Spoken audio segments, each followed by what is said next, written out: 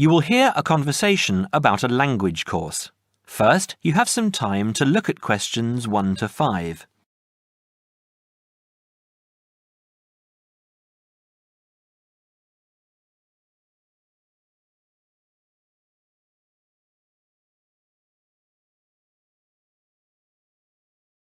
You will see that there is an example that has been done for you. On this occasion only, the conversation relating to this will be played first. Good morning, Borgheimer Language Courses. How may I help you? Oh yes, I contacted you some time ago about following a German course in Germany, and you advised me to take your placement test before we go any further. Well, I've done that now, so I'd like to go ahead with booking the course for this summer, if that's possible. Certainly, sir. You said you took the placement test. What was the result? I was placed at the O3 level. O3. Right. That's lower intermediate. Fine, Mr. The answer is level 3 or lower intermediate, so the course level has been filled in for you. Now we shall begin. You should answer the questions as you listen, because you will not hear the recording a second time. Listen carefully and answer questions 1 to 5. Petterson. John Petterson. Could you spell that for me, please, Mr. Petterson? P-E-T-T-E-R-S-S-O-N.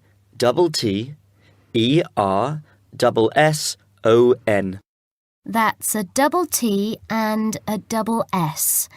Am I right? That's right. Now, could I ask you where the course takes place? Well, we offer courses in Hamburg and Berlin. For your level, there's never a problem.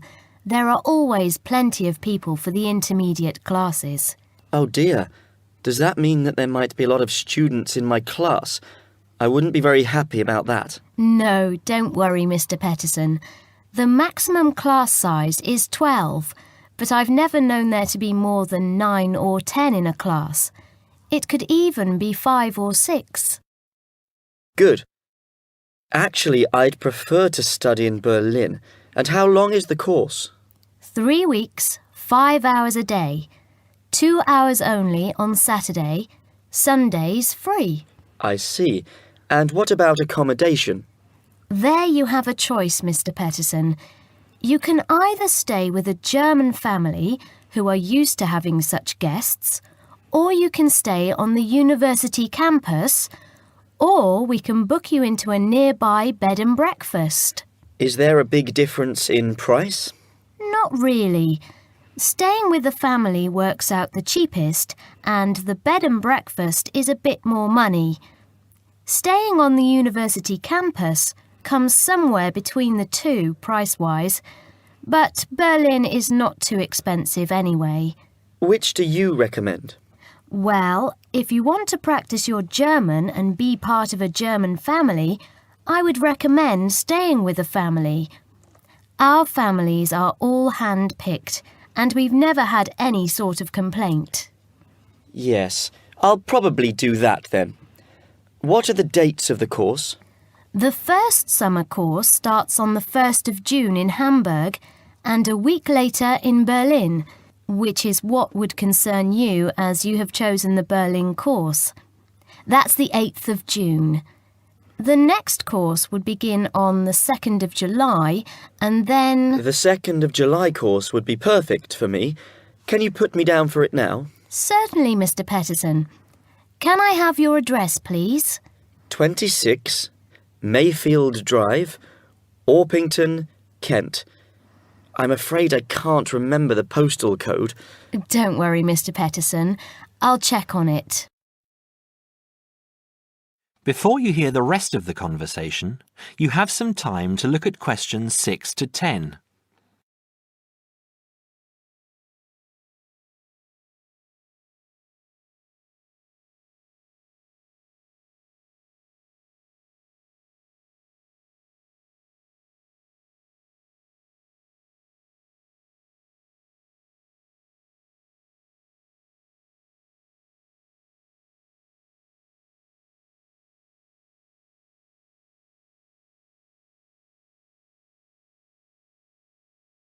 Now listen and answer questions 6 to 10.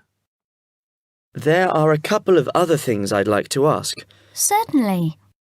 What do I need to bring on the course? Well, apart from the obvious, you'll need our textbooks. I'll email you the name and publisher. You should be able to find it in your local bookstore. If you do have problems, call me or email me and I'll see what I can do. We provide the computers, computer disks, translation exercises and all that sort of thing, but you will need a good dictionary.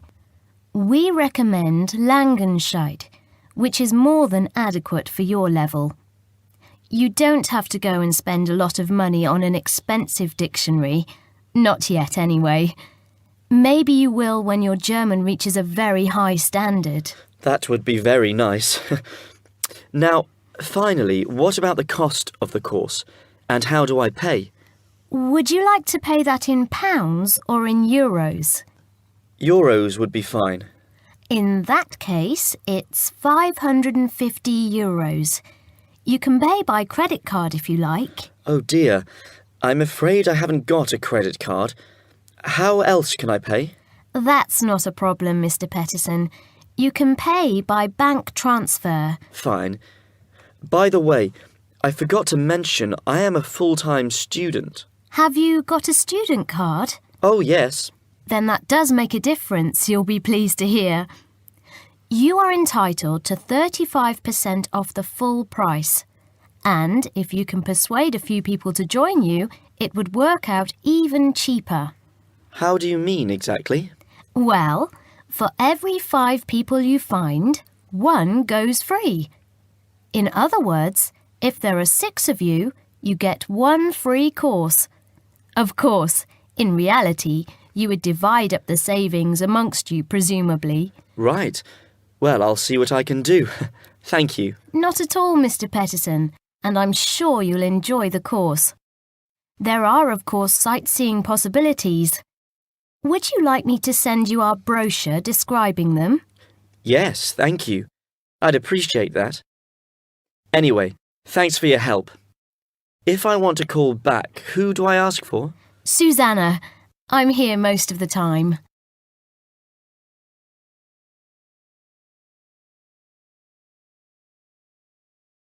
That is the end of part 1.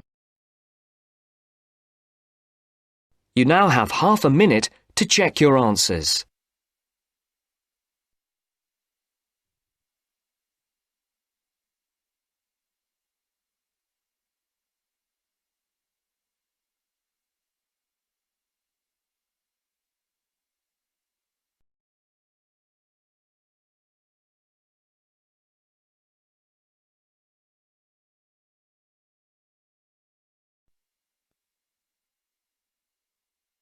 Now turns to part 2. Part 2. You will hear a guide giving instructions to a group of international students in Canada preparing for a whale watching trip. Before you hear the talk, you have some time to look at questions 11 to 16.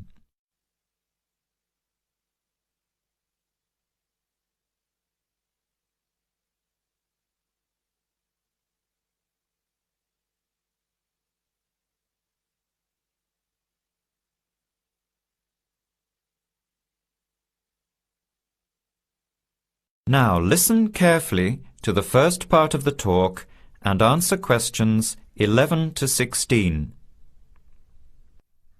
Hello, everyone. Glad to see so many happy faces on this wild and windy day. Are you all ready to go looking for whales? I'm Tony, and our other guide today is Dale. We'll be using these 2 rubber boats you see here, and our trip today will take 3 hours. In a few minutes, we'll be heading into part of the largest temperate rainforest of the Pacific Northwest. I'll show you our route on the map here. This is where we are now. We'll be leaving the sheltered bay and heading out across the mouth of the bay toward the open water. As you know, Last night there were strong winds in the area, so we can't go out into the ocean as we had planned. Near the mouth, the water will be quite rough. That's where we are most likely to spot orcas, or killer whales, as they are also called. After crossing the mouth of the bay, we'll enter the calmer, shallower waters. This is where you look for grey whales. Then we will continue up this narrow inlet close to the shore. You will have a great view of giant fir and cedar trees that have never been logged. Here is the place to watch for wildlife. You are likely to see bears along the shore and eagles in the sky overhead. Right at the back of the inlet here are the hot springs where we will be stopping for an hour. You can have a soothing soak in bubbling hot water before the return trip. I'll tell you a little bit about the whales now, because with the noise of the wind and the engine, you won't be able to hear much out there. As we head out in the boat, we will probably see dolphins first. They are a grey color and quite small, 1 to 2 meters long. They will swim right beside the boat, racing along and sometimes jumping out of the water just ahead of us. They swim very fast, and they are playful and curious. They're really fun to watch. The next ones we'll see are orcas, or killer whales, which are actually members of the dolphin family. They are 7 to 8 meters long, very fast, and they have sharp teeth. Some stay in these waters all year round. We identify them by the distinctive black and white color. They feed mainly on salmon in these waters, but the orca diet can include seabirds, seals, dolphins, and other mammals. They can be fierce hunters, and this is why they are called killer whales. We should start watching for them as soon as we get out toward open water. We're likely to spot the orcas from a considerable distance. Watch for the black and white marking and mist spouting from the blowholes on top of their heads. Just outside the inlet is where we will probably see grey whales. The greys are migratory. They pass through here twice a year, moving from far in the north where they feed to the warm southern waters where they breed. You are very lucky today because several have been reported in the area. Unlike the orcas, greys are solitary, except when you see a mother with a calf. The grey whales are much longer and heavier than the orcas, 14 meters long, and weighing up to 30 tons. The grey whales are filter feeders, gathering tiny ghost shrimp from the sand at the bottom. We recognize greys from their tail fins because each one is different. Once we find the whales, we'll come up as close as we can safely. We are allowed to approach the whales no closer than 50 meters, but that feels pretty close when you are in the presence of animals this big. You'll see mist coming out of the blowholes when they breathe out, and you'll hear a loud hiss. If we are downwind, we might even be able to smell them, a strong, fishy smell. Before the talk continues, you have some time to look at questions 17 to 20.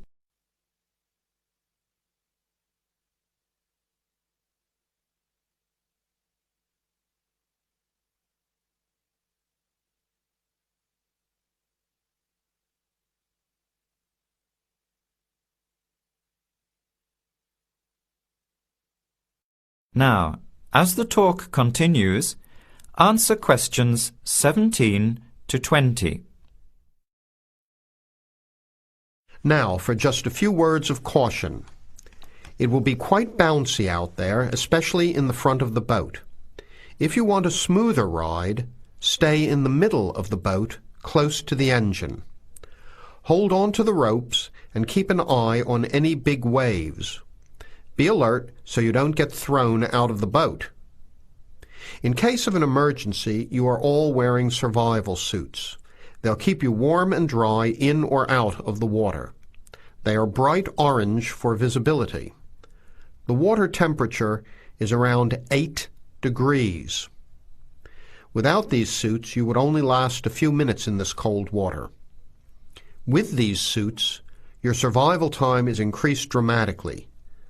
They will keep you upright in the water even if you can't swim. But we don't expect anybody to end up in the water, so don't worry. Now, are there any questions? I'm afraid of getting seasick. Right. I was just coming to that. If you think you might get seasick, take one of these patches and put it on your arm at the wrist, like this. It works on pressure points of the body and will relieve seasickness without the drowsiness you can get from pills. Are there any other questions? All right, then. Let's start loading up the boats. We leave in 5 minutes. That is the end of part 2. You now have half a minute to check your answers.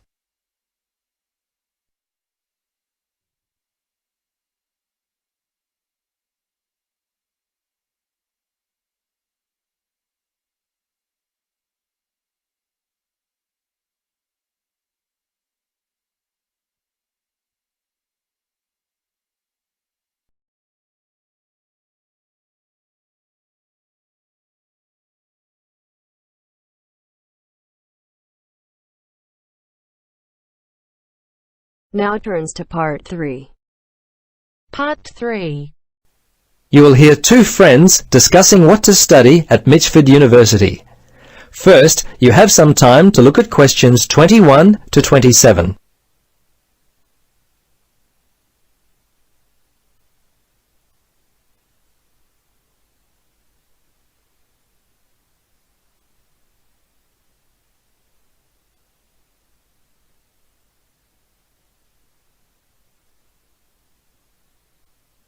Now listen carefully and answer questions 21 to 27. Hello, Gloria. Hi, Paul. I just heard that you're studying psychology this year. At the moment, that's true, but to be honest, I'm not sure exactly what to study. You're in your 3rd year at university. Do you have any advice for me? Well, it's a difficult question for me to answer, but I do have some ideas based upon my personal experience that may be of help. Anything would be helpful at this point.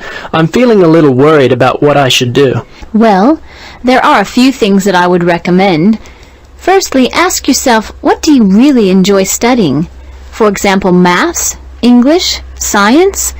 This will help you decide what course you should do. The university handbook lists all the courses available.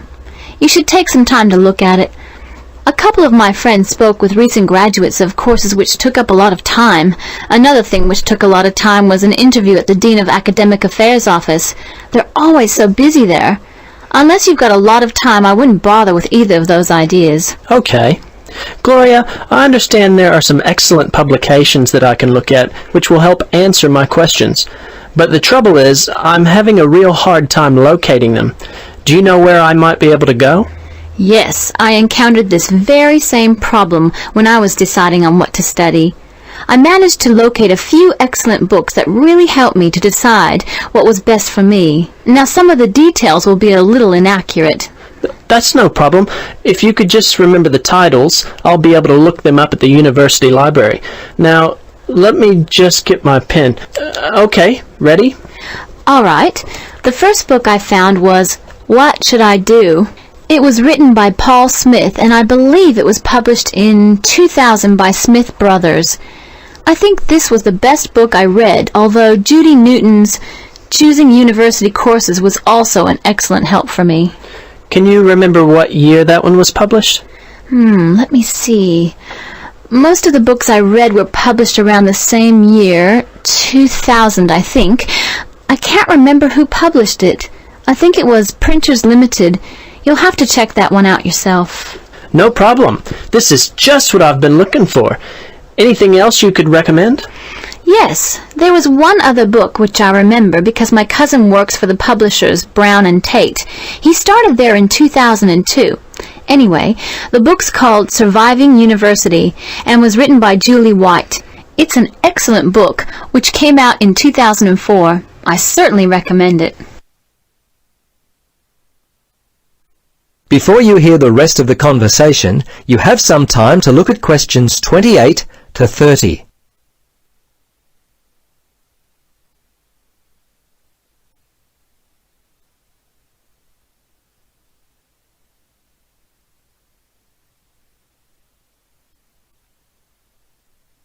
Now listen and answer questions 28 to 30.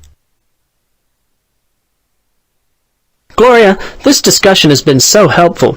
I wonder if I might ask one more question. Sure. What would you like to know? Well, I'm wondering why you finally decided to study psychology. Well, what helped me to decide was my interest in working with people. I think that's what you've got to really decide in your own mind.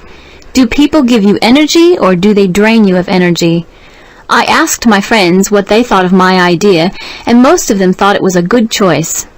Yeah, you know, I think my parents or family members who know me well would be a good place to start. I think if you like to research subjects, you might prefer to work by yourself. That could help you to decide what area you should study. For me, I like working with numbers, and I knew psychology involved a lot of this, so that also helped me to choose my course of study. The bottom line is you've really got to know what you naturally like to do. Once you work that out, you simply choose areas of study that relate to those things. Well, Gloria, I can't thank you enough for your time. Would you be interested in joining me for a coffee?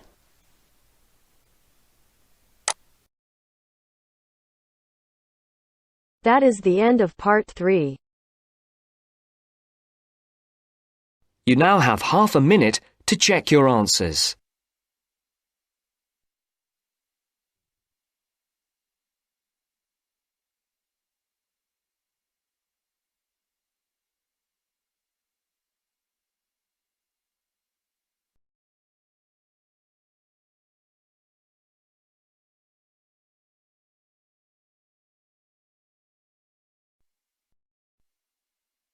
Now turns to part 4.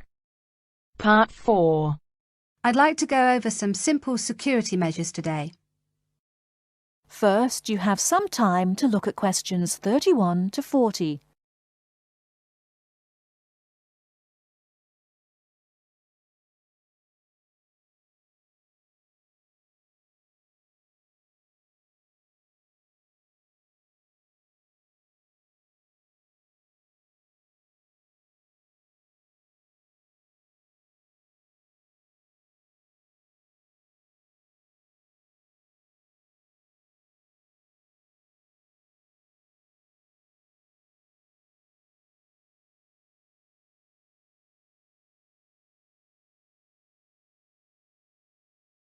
Now listen carefully and answer questions 31 to 40.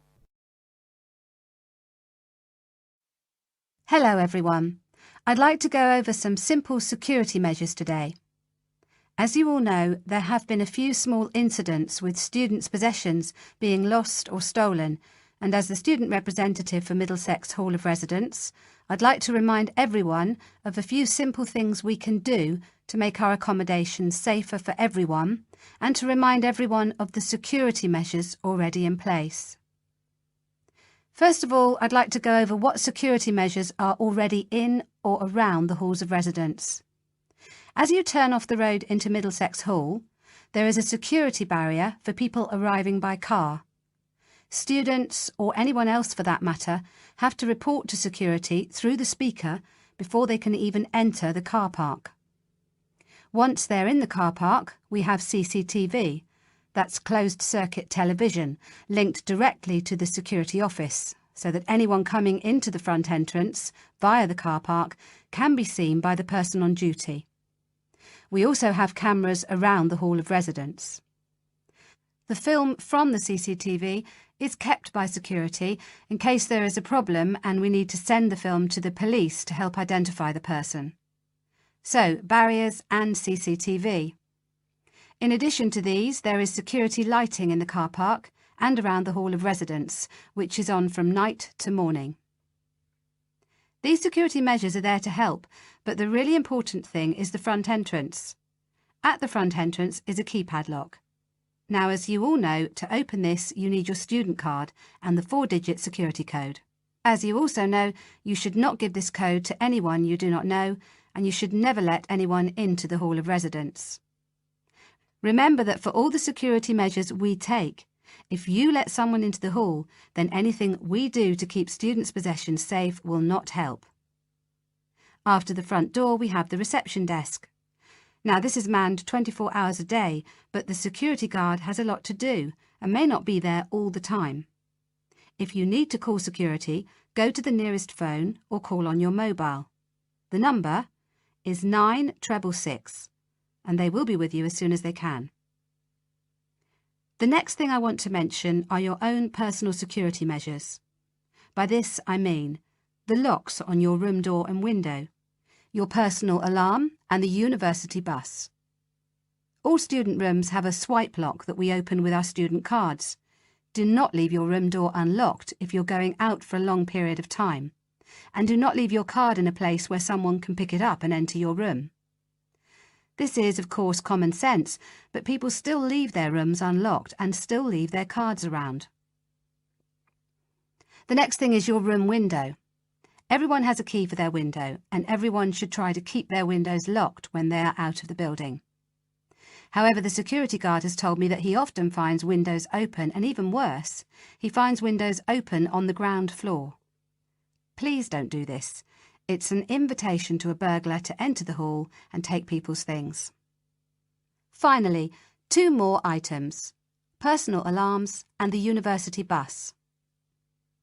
Now, the Students' Union gives every student their own personal alarm if you go to collect it. A personal alarm is something that gives out a loud noise if you press it when you think you may be in danger. It lets people know where you are and that you need help. The second thing you can do is use the university bus. It takes students from the campus to the town and to other places on campus. It goes every half an hour and it's free, so please try to use it, especially after dark. That is the end of part 4.